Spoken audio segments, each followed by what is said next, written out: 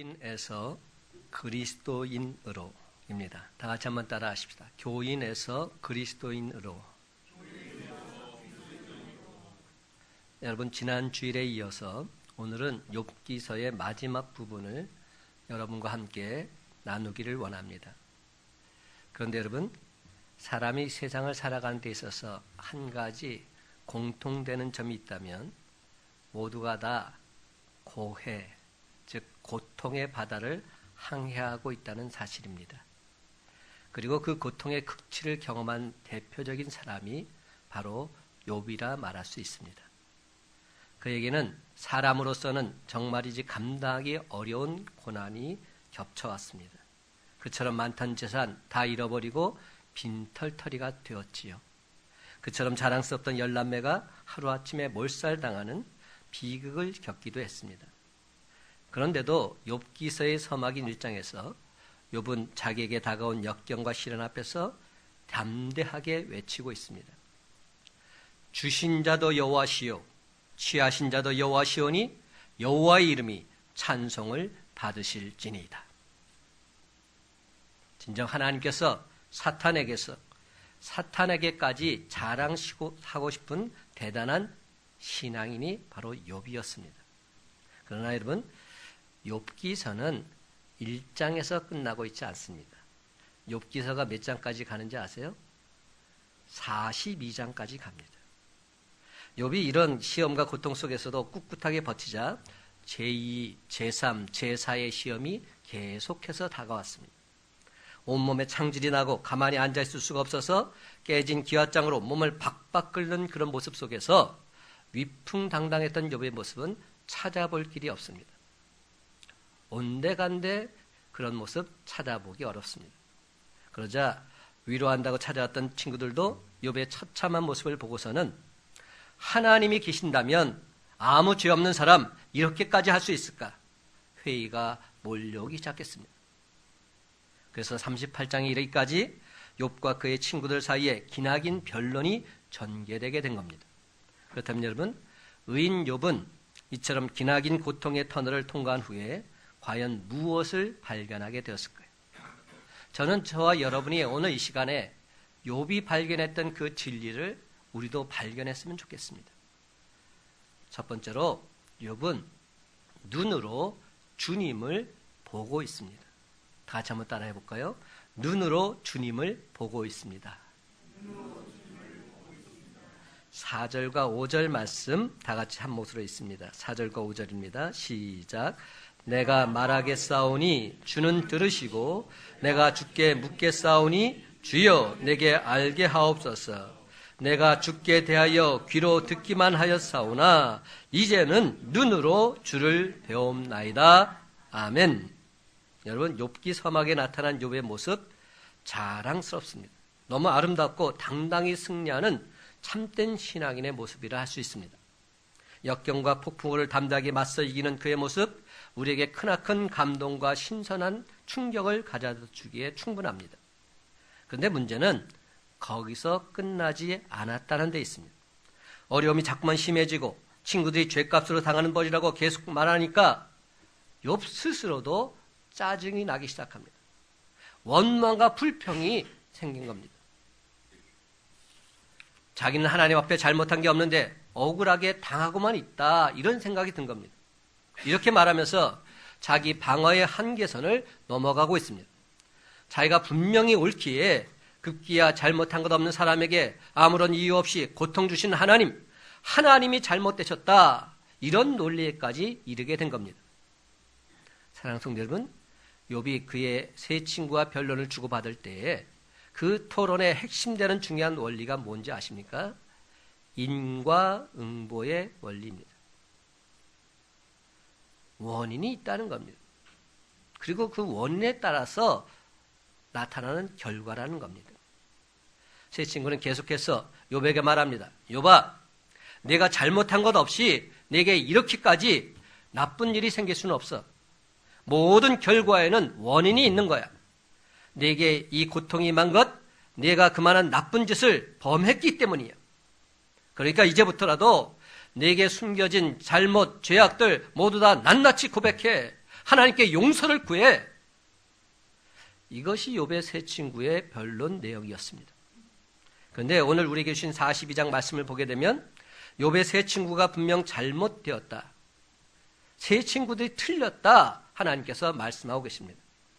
42장 7절 말씀입니다. 제가 있습니다. 여호와께서 욥에게 이 말씀을 하신 후에 여호와께서 대만 사람 엘리바스에게 이르시되 내가 너와 내 두 친구에게 노하나니 이는 너희가 나를 가리켜 말한 것이 내 종 욥의 말같이 옳지 못함이니라. 그렇습니다, 여러분. 하나님은 이렇게 욥의 손을 들어주셨지요. 그러니까 욥과 세 친구의 변론에서 사실상 승리자는 욥입니다. 세 친구는 변론 과정에서 욥을 항복시키지 못했고 설득하지도 못했습니다. 하지만 그렇다고 해서 세 친구와의 변론에서 욥이 모두 정당한 발언만을 한 것은 아닙니다. 이 논쟁이 벌어지는 동안 자기도 모르게 욥 자신도 자기를 변호하는 과정에서 인과응보의 원리를 말하고 있습니다. 나는 옳다, 나는 의롭다, 나는 잘못한 것이 없다, 따라서 나에게 이 시험을 주신 하나님, 그분이 잘못하신 것이다. 이에 이르자 하나님께서는 욥에게 가혹할 정도의 책망을 하고 계십니다. 40장 1절과 2절 말씀, 여호와께서 또 욥에게 일러 말씀하시되 트집 잡는 자가 전능자와 다투겠느냐, 하나님을 탓하는 자는 대답할지니라. 그러자 마침내 욥은 이렇게 대답합니다. 3절에서 5절까지 말씀, 욥이 여호와께 대답하여 이르되 보소서 나는 비천하오니 무엇이라 주께 대답하리이까. 손으로 내 입을 가릴 뿐이로소이다. 내가 한번 말하여 싸운즉 다시는 더 대답하지 아니하겠나이다. 이에 대해서 하나님께서는 이렇게 분명히 말씀하십니다. 8절 말씀, 네가 내 공의를 부인하려느냐, 네의 의를 세우려고 나를 악하다 하겠느냐. 사랑하는 성도 여러분, 이것이 바로 하나님의 논점이었습니다. 여기서 우리는 욥이나 그의 세 친구의 문제 해결을 위한 접근 방법, 또는 그들의 삶을 형성하고 있는 가장 중심되는 핵심 원리를 발견하게 됩니다. 그것은 한마디로 모든 것을 다 율법적인 차원에서 보고자 하는 겁니다. 하지만 우리가 성경 속에서 배워야 될 그리스도인의 삶의 원리는 율법적인 차원이 아닙니다. 여러분, 율법이란 무엇이죠? 율법, 하나님의 계명입니다. 하나님의 법이 율법입니다. 이 계명은 항상 우리에게 요구하는 것이 있습니다. 간단히 말하면 두 가지입니다. 하나는 이것을 하라, 다른 하나는 이것은 하지 말라. 그러므로 하라 해서 했으니까 나는 옳은 것이고, 하지 말라 해서 하지 않았으니까 나는 옳다, 이렇게 말하는 것이 율법적인 차원이요 도덕적인 수준입니다. 다시 말하자면 나는 해야 할 것을 했습니다. 그러니까 나는 잘못한 것이 없습니다. 이렇게 말하고 있는 것이지요. 물론 이런 율법적인 차원, 도덕적인 수준, 우리의 삶의 양식 속에서 반드시 필요합니다. 하지만 여러분, 우리는 이것만큼은 반드시 기억해야 합니다. 하나님은 언제나 우리에게 율법 이상의 삶을 요구한다는 사실, 율법 준수가 끝이 아니라는 말씀입니다. 왜냐하면 우리 신앙은 처음부터 틀에 박힌 율법에서 비롯된 것이 아니기 때문에, 하나님의 전적인 은혜로 비롯되었기 때문에, 만일 우리가 율법으로 행함으로 구원을 받아야 한다면 우리 가운데 구원받을 수 있는 사람 단 한 사람도 없습니다. 왜냐하면 우리 모두는 이미 율법을 파기한 범법자들이기 때문이지. 성경의 표현대로 하자면 우리는 이미 율법 아래에서 정죄되었습니다. 율법 아래에서 하나님의 진노를 받았습니다. 그러므로 율법대로 하면 우리는 다 심판받고 지옥에 가야 마땅합니다. 그러나 우리를 무조건적으로 용납하시고 용서하시는 하나님께서 독생자 예수 그리스도를 우리에게 보내주셨습니다. 이 예수 그리스도께서 우리가 지은 죄를 대신 짊어지시다 희생양이 되어주시고 화목제물이 되어주신 줄 믿으시기 바랍니다. 그러니까 이 모든 것은 하나님의 전적인 은혜인 것이죠. 그렇습니다, 여러분. 예수님께서 우리 대신 심판을 받으셨습니다. 따라서 우리가 구원받은 것은 전적으로 하나님의 은혜로 예수 그리스도로 말미암아 죄 사함 받게 된 줄 믿으시기 바랍니다. 그러면 여러분, 예수 믿는다는 것은 율법 이상의 삶입니다. 이는 전적으로 하나님의 은혜인 것이지요. 하나님께서 오늘 우리에게 주신 신약의 말씀, 고린도후서 1장 5절 말씀입니다. 그리스도의 고난이 우리에게 넘친 것 같이 우리가 받는 위로도 그리스도로 말미암아 넘치는도다. 아멘입니다. 그렇습니다. 오직 주님만이 나의 참된 위로자가 되십니다. 오직 주님만이 나의 참된 기쁨이 되십니다. 오직 주님만이 나의 참된 평안이 되시는 나의 주, 나의 하나님이신 줄 믿으시기 바랍니다. 그렇습니다, 여러분. 이제는 우리가 피상적으로 주님께 대해서 귀로만 듣는 것이 아니라 진정 눈으로 주님을 목도함으로 세상이 줄 수 없는 참된 위로와 기쁨과 평안을 맛보아야만 합니다.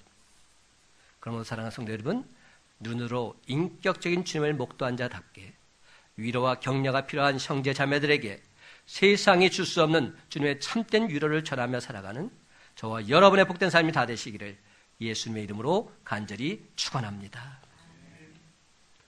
두 번째로 욥은 스스로 하나고 티끌과 재 가운데에서 회개하고 있습니다. 한번 따라해 볼까요? 스스로 회개하고 있습니다. 다 같이 6절 말씀 함께 있습니다. 6절입니다. 시작. 그러므로 내가 스스로 거두어 드리고 티끌과 재 가운데에서 회개하나이다. 아멘. 여러분, 자신은 전혀 잘못한 것이 없다고 극구 주장해왔던 욥으로부터 어떻게 이처럼 진실한 회개의 기도가 나오게 되었을까요? 그가 바로 주님을 다시금 바라보게 되었기 때문입니다. 욥기 38장에 보면 하나님께서는 이 세상 속에 나타나는 하나님의 능력을 욥에게 말씀하고 있습니다. 욥은 하나님께 계속해서 묻습니다. 하나님, 내가 잘못한 것이 없는데 왜 이 고통, 이 불행을 내가 당해야만 합니까? 욥이 하나님께 묻는 질문에 하나님은 대답하지 않으십니다. 그 대신에 다른 말씀을 계속해서 하시지요. 38장 1절부터 4절 말씀입니다. 그때 여호와께서 폭풍우 가운데에서 욥에게 말씀하여 이르시되 무지한 말로 생각을 어둡게 하는 자가 누구냐? 너는 대장부처럼 허리를 묶고 내가 내게 묻는 것을 대답할지니라. 내가 땅에 기초를 놓을 때 내가 어디에 있었느냐? 내가 깨달아 알았거든 말할지니라. 하나님께서 욥을 향해서 제일 먼저 하신 말씀입니다. 그렇다면 이 말씀의 초점이 무엇인지 여러분 아십니까? 욥아, 네가 창조자가 아니란다. 내가 아니라 나 여호와가 창조자란다. 바로 이 말씀을 하시고자 하는 겁니다. 그러면서 하나님 계속해서 자연 속에 나타난 당신의 능력과 지혜를 역설하고 계십니다. 이 우주의 신비한 조화를 보아라. 이 자연의 아름다운 조화를 보아라. 이 놀라운 창조의 지혜와 능력을 보아라. 그런데 여러분, 이상한 것은 우리 인간은 피조물이면서도 자기가 피조물이라는 사실을 쉽게 받아들이려 하지 않는다는 데 있습니다. 많은 사람들이 자기가 하나님이 되려는 착각 속에 살고 있는지도 모릅니다. 사람 마음속에는 하나님이 되고 싶어하는 본능이 있습니다. 바로 이 본능을 충동질하고 있는 것이 사탄 마귀의 첫 번째 도전이었습니다. 여러분 다들 기억하시겠죠? 사탄 마귀가 맨 처음에 에덴 동산에서 하와에게 던진 미끼가 뭔지 아십니까? 창세기 3장 5절에 이렇게 기록되어 있습니다. 너희가 그것을 먹는 날에는 너희 눈이 밝아져 하나님과 같이 되어 선악을 알 줄 하나님이 아심이니라.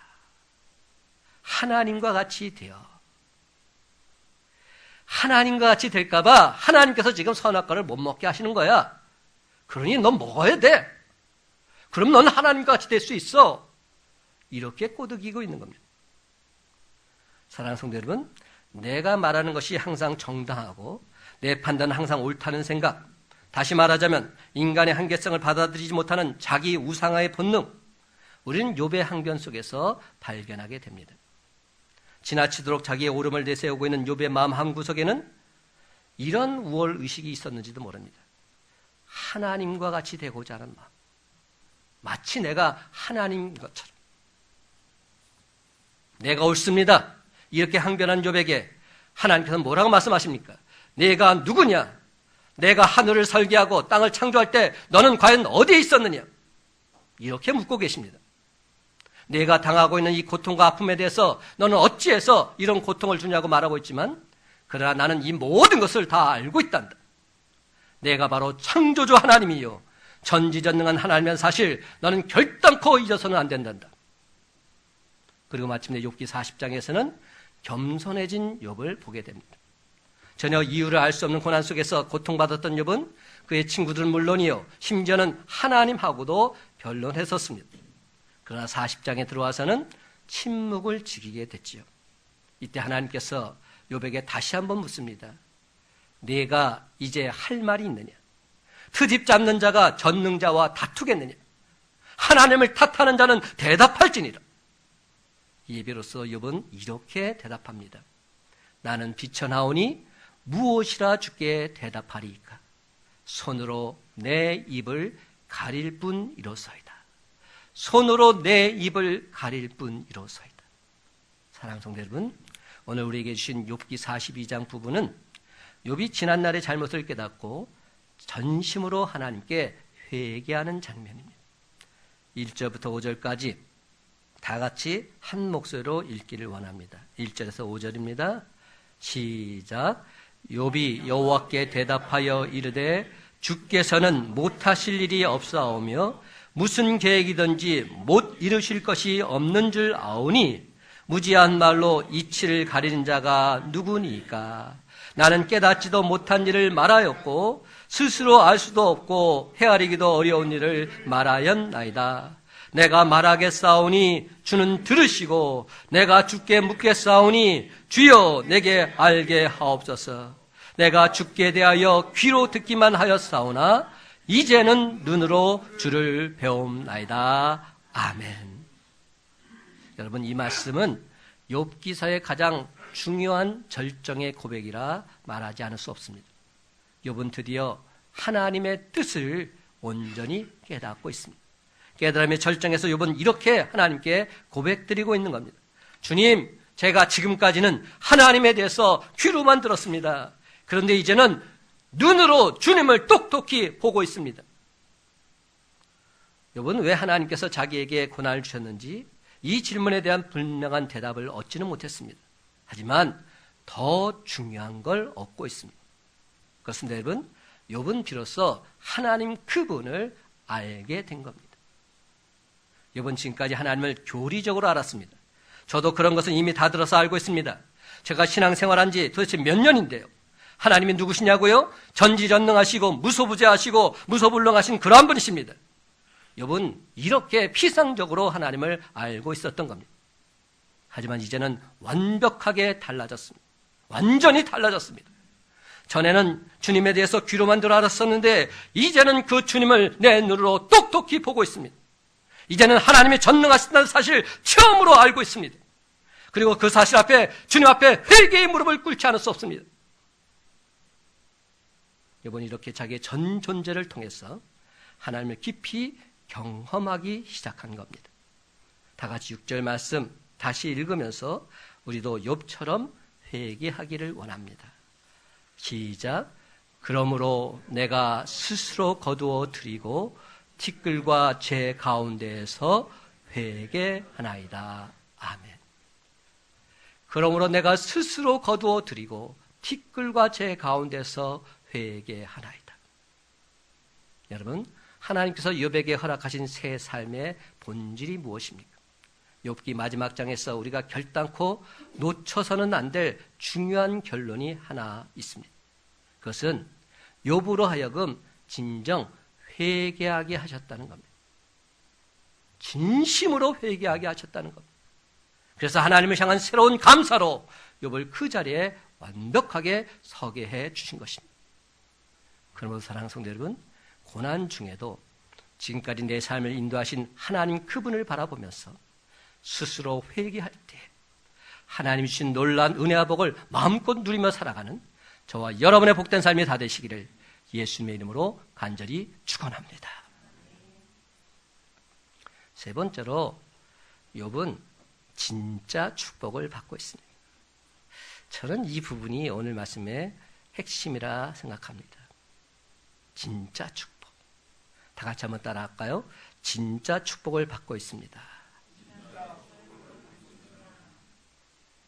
그렇습니다, 여러분. 욥기 42장 마지막 부분을 살펴보면 욥이 전에 소유하고 있던 모든 것에 갑절의 축복을 얻고 있지요.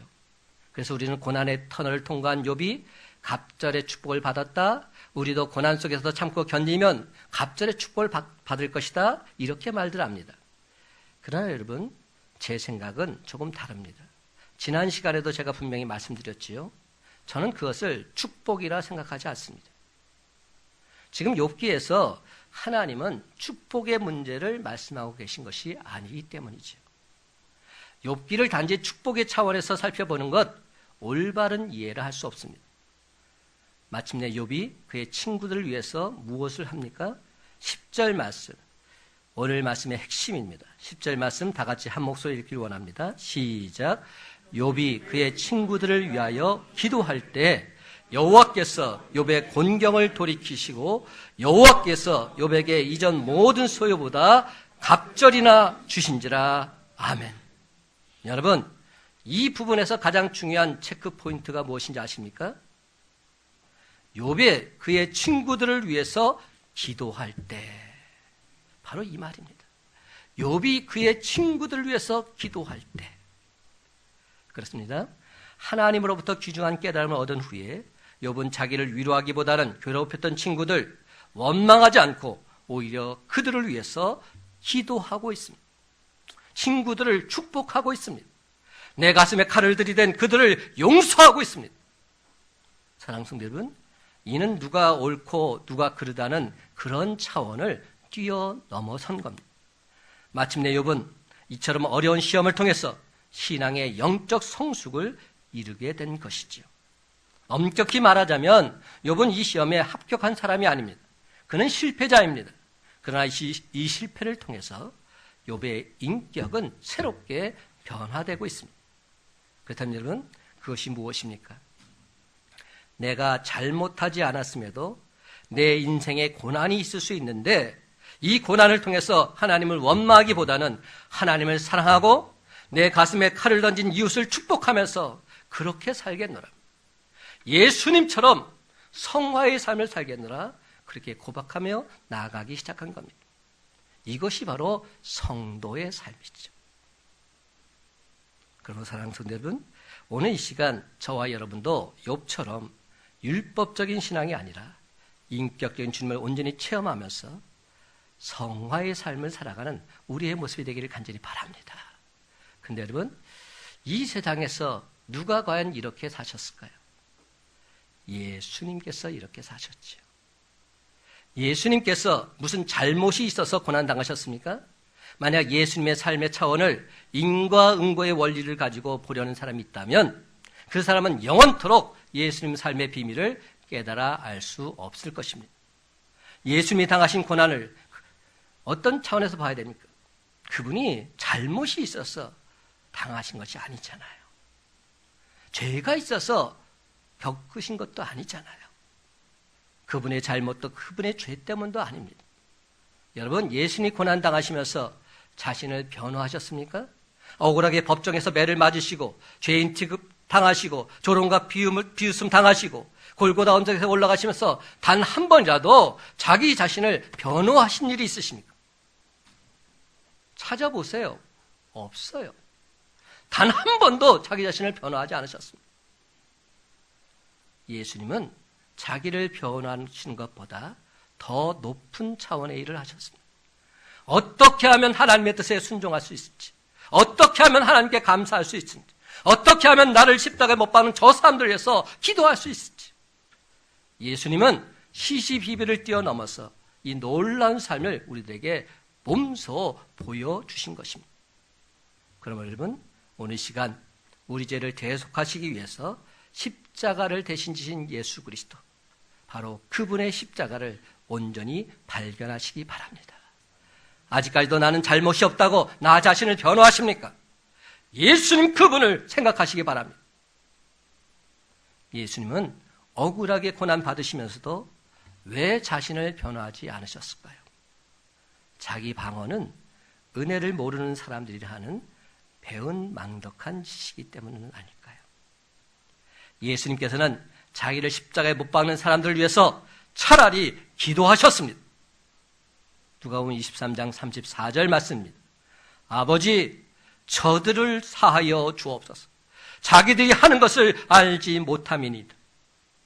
사랑하는 성도 여러분, 예수님과 같은 삶, 이 삶의 차원으로 욥을 끌어올려서 그의 인격을 승화시키려는 하나님 아버지의 놀라운 섭리하심, 바로 이것 때문에 하나님께서는 욥에게 고난을 허락하셨던 것입니다.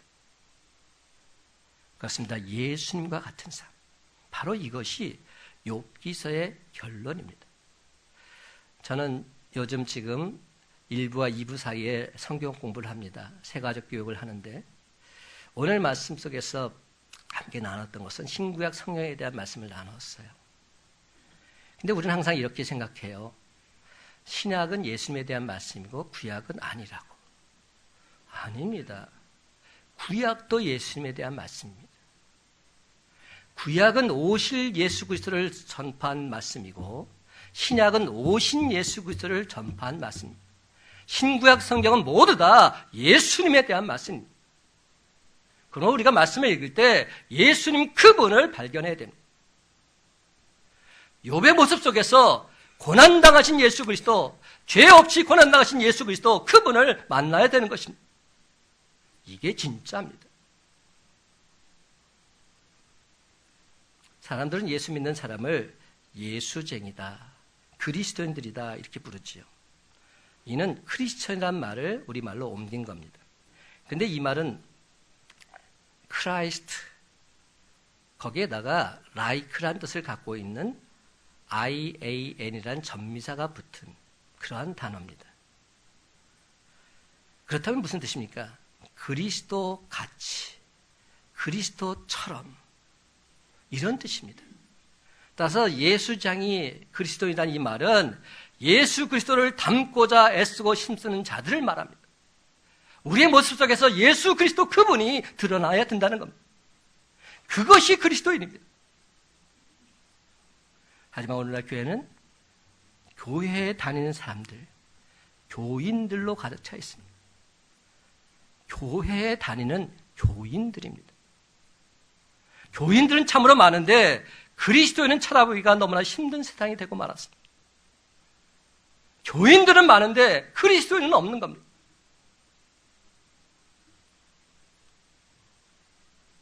예레미야 17장 11절 말씀입니다. 불의로 치부하는 자는 자고새가 낳지 아니한 알을 품은 같아서 그의 중년에 그것이 떠나겠고 마침내 어리석은 자가 되리라. 여기서 자고새라는 새가 나오죠. 바로 이 말씀을 가지고 김대현 씨가 쓴 자고새 그리스도인이다 하는 글이 있습니다. 자고새 그리스도인. 제가 한번 읽어보겠습니다. 새 중에 자고새라는 새가 있다. 이 새는 다른 새들이 알을 품으면 알이 없어도 알을 품는 신용을 하는 새이다. 그리스도인 중에도 이런 자고새가 있다. 실제로 영적이지 않는데 거룩하지도 않는데 주님을 품은 듯 흉내만 내고 사는 이름만 그리스도인이 있다. 자고새가 날아가 버리면 그 자리에는 빈 둥지만 남아있다. 주님을 품고 산다면서 생활 속엔 믿음이 없이 염려와 근심으로 소일한다. 주의 사랑과 은혜를 목말라 하지 않으며 물질과 세상 것에만 목말라 한다. 겉은 주님을 섬기나 속은 세상 것으로 가득 차 있다. 무늬만 그리스도인이다. 당신은 자고새입니까? 주님을 품고 사는 파랑새입니까? 진정 그리스도인이라면 훨훨 주님 품으로 날아드십시오. 살아도 주를 위해 살고 죽어도 주를 위해 죽으십시오. 당신은 그리스도인입니다. 그 이름이 부끄럽지 않게 믿음으로 사십시오. 이런 글입니다. 여러분, 욥은 고난을 통해서 피상적으로 듣던 주님을 똑똑히 목도합니다. 그야말로 교인에서 그리스도인으로 거듭난 사람이죠. 하나님께서는 저와 여러분이 진정 교인이 아닌 그리스도인이 되길 원하십니다. 저와 여러분, 우리는 과연 교인입니까? 그리스도인입니까? 이제 말씀을 맺습니다. 사랑하는 성도 여러분, 오늘 시간 우리에게 주신 이 말씀 붙잡고서 예수님과 같은 삶을 살겠노라. 교인이 아닌 그리스도인이 되겠노라. 하나님과 사랑 앞에서 단호히 선포하시기 바랍니다. 그렇습니다, 여러분. 저와 여러분 모두 다 욥처럼 진정 하나님의 사람이 되어서 사탄 마귀의 영적 전투에서 승리할 뿐만 아니라 늘 항상 우리 주님을 기쁘시게 하는 참된 그리스도의 삶을 살아가는 저와 여러분의 삶이 다 되시기를 예수님의 이름으로 간절히 축원합니다.